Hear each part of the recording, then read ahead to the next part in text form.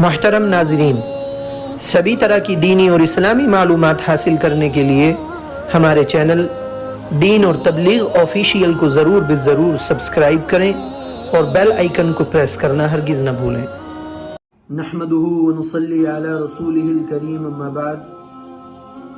اعوذ بالله من الشيطان الرجيم بسم الله الرحمن الرحيم انما يخشى الله من عباده العلماء صدق الله العظیم۔ آیت کریمہ کا ترجمہ یہ ہے کہ بلا شبہ اللہ تبارک و تعالی سے اس کے بندوں میں علماء حضرات بہت زیادہ ڈرتے ہیں۔ مطلب آیت کریمہ کا یہ ہے کہ جس انسان کو اللہ رب العزت کی معرفت حاصل ہو جائے، جو انسان اللہ تبارک و تعالی کے مقام و مرتبے کو، اللہ تبارک و تعالی سے اپنے تعلق کو قائم کر لے اور مضبوط بنا لے، تقوی و پرہیزگاری اس کے دل و دماغ میں مضبوط طریقے سے پیوست ہو جائے، تو یقینی طور پر یہ اللہ تبارک و تعالی سے سب سے زیادہ ڈرنے والا ہوتا ہے۔ اور علماء حضرات کے بارے میں یہ کیوں ارشاد فرمایا گیا؟ وجہ اس کی یہ ہے کہ یہ حضرات چونکہ علوم الہیہ کو پڑھتے ہیں، سیکھتے ہیں، اللہ تبارک و تعالی نے جس زبان میں اپنی مقدس کتاب یعنی قرآن کریم کو نازل فرمایا ہے، یہ اس کو سیکھتے ہیں، تو اللہ تبارک و تعالی کے جتنے بھی احکام ہیں، جتنے بھی پیغامات ہیں، نبی پاک علیہ السلام کی جو احادیث ہیں، آپ علیہ السلام نے جو شریعت اسلامیہ کی توضیح کی ہے، اس کی وضاحت کی ہے، اس کو یہ مکمل طریقے پر سیکھ لیتے ہیں، جان لیتے ہیں، اور تمام اللہ تبارک و تعالی کے حکموں سے ان کو جانکاری حاصل ہو جاتی ہے۔ اس جانکاری حاصل ہونے کے نتیجے میں اللہ تبارک و تعالی سے اور اس کے پیارے حبیب صلی اللہ علیہ وسلم سے ایک قلبی، دماغی اور ذہنی تعلق ان کو ہو جاتا ہے۔ اس لیے ان لوگوں کو اللہ تبارک و تعالی کی معرفت حاصل ہو جاتی ہے، اور جس کو اللہ تعالی کی معرفت حاصل ہو جائے، یقیناً اس کے دل میں اللہ تبارک و تعالی کا ڈر اور خوف بھی زیادہ ہو جاتا ہے۔ اس لیے کہ عربی کا ایک مقولہ ہے، حسنات الابرار سیئات المقربین، نیک لوگوں کی اچھائیاں بہت سی دفعہ مقرب لوگوں کی غلطیاں اور کوتاہیاں شمار کر لی جاتی ہیں۔ تو جس انسان کو جس سے جتنا زیادہ لگاؤ، انسیت اور تعلق ہوتا ہے، وہ اتنا ہی اس کے حکموں کا، اس کی باتوں کا پاس و لحاظ زیادہ رکھتا ہے۔ تو اس لیے علماء حضرات کے بارے میں اللہ تعالیٰ نے قرآن کریم میں یہ ارشاد فرمایا کہ علماء حضرات اس کے بندوں میں اللہ تبارک و تعالی سے سب سے زیادہ ڈرتے ہیں۔ اب یہاں رک کر ایک بات سمجھنے کی یہ ہے کہ علماء کی دو قسمیں ہیں، ایک علماء سو اور ایک علماء ربانیین۔ علماء سو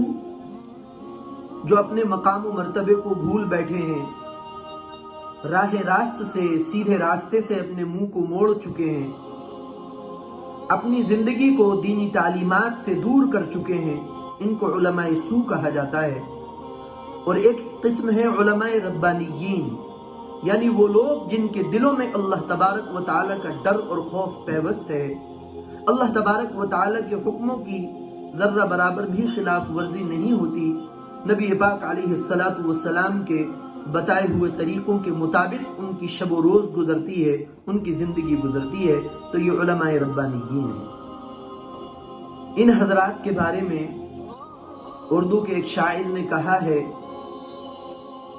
تمنا درد دل گر ہو زیارت کر فقیروں کی، تمنا درد دل گر ہو زیارت کر فقیروں کی، نہیں ملتا یہ گوہر بادشاہوں کے خزینوں میں، نہ پوچھ ان خرقہ پوشوں کی ارادت ہو تو دیکھ ان کو، ید بیضا لیے بیٹھے ہیں اپنی آستینوں میں۔ ہم سب کے لیے یہ پیغام ہے کہ ان علماء ربانیین سے اپنا تعلق قائم کریں، ان کی صحبتیں اگر ہمیں حاصل ہو جائیں تو ان کی صحبتیں اختیار کریں، ان سے اپنے رابطے بنائیں، اس لیے کہ ان حضرات کی مجلسوں کا مل جانا، ان کی صحبتوں کا ہمیں حاصل ہو جانا، ان سے تعلق کا ہمارے قائم ہو جانا، یہ دنیا میں بھی کامیابی کا راز ہوگا اور آخرت میں بھی اللہ تبارک و تعالی اس ربط، تعلق اور اس نسبت کے نتیجے میں اللہ تعالی ہم سب کو جنت میں داخل فرما دے گا۔ عمل کے اپنے اساس کیا ہے، بجز ندامت کے پاس کیا ہے، رہے سلامت ان کی نسبت، ہمارا تو بس آسرا یہی ہے۔ ان علماء کی مجلسیں، ان سے تعلق، ان سے رابطے اور ان کی صحبتیں نبی کریم صلی اللہ علیہ وسلم کی شریعت سے ہم سب کو نزدیک کرتی ہیں، اور آپ علیہ السلام کی نسبت اگر ہمارے ساتھ لگ گئی تو کل قیامت کے دن بھی ہم سب کا بیڑا پار ہو جائے گا۔ اس لیے موجودہ بزرگان دین کی، علماء ربانیین کی، ائمہ مساجد کی، تقوی و پرہیزگاری اختیار کرنے والے، دین کی خدمت انجام دینے والوں کی ہم لوگ قدر کریں،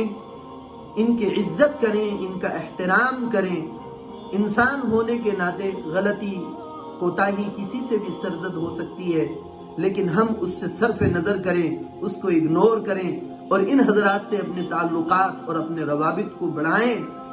انشاءاللہ یہ دنیا میں بھی ہمارے لیے کامیابی کا سبب بنے گا اور آخرت میں بھی اللہ تبارک و تعالی اس نسبت سے ہم کو معاف فرما کر جنت میں داخل فرما دیں گے۔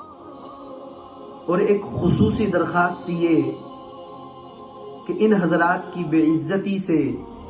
ان کی آبرو ریزی سے اپنے آپ کو بچائیں،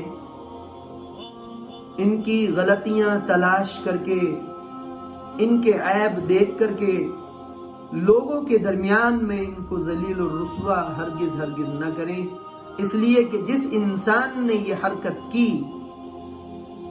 جس نے اس طرح کی خرافات کو انجام دیا، تو یاد رکھیں اللہ تبارک و تعالی کی ناراضگی کو اس نے مول لے لیا، اور اللہ تبارک و تعالی کی ناراضگی کو جس نے مول لے لیا، دنیا میں بھی اس کو نقصان اٹھانا پڑ جاتا ہے، اور آخرت میں بھی اللہ تبارک و تعالی کی ناراضگی کی وجہ سے کچھ سختیاں اس پر ہو سکتی ہیں، اللہ تبارک و تعالی کی طرف سے کچھ سزائیں اس کے لیے متعین ہو سکتی ہیں۔ اس لیے میرے بھائی، ہم لوگ اپنی غلطیوں پر نظر رکھیں، اپنی کوتاہیوں کو دیکھتے رہیں، اپنے گریبان میں جھانکتے رہیں۔ انشاءاللہ ہم اچھائیوں کی طرف متوجہ رہیں گے، نیک کام کرتے رہیں گے جب تک اپنی غلطیوں اور اپنے گناہوں پر نظر رکھیں گے۔ اور اگر ہم نے دوسروں کی غلطیوں اور گناہوں اور عیبوں پر نظر رکھی تو یاد رکھیں ہمارے لیے ہدایت بہت مشکل ہو جائے گی۔ ہم